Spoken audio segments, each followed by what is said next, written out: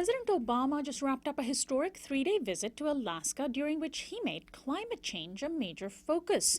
In Anchorage, he said climate change is no longer some far-off problem. It is happening here. It is happening now.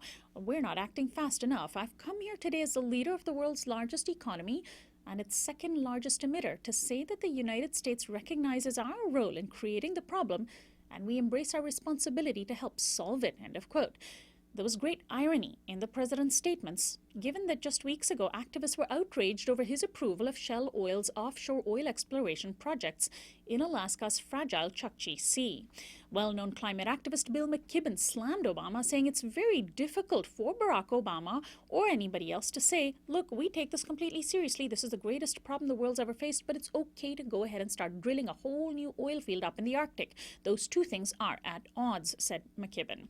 Well, we go now live to Alaska to speak with Faith Gemmill. She is the executive director of the group Resisting Environmental Destruction on Indigenous Lands, or Red Oil. Welcome to Uprising, Faith. Thank you for having me. How important was President Obama's visit? I mean, before we get to the criticism of his hypocrisy, was it symbolically an important gesture for him to spend so much time in Alaska and to spend time with indigenous communities there?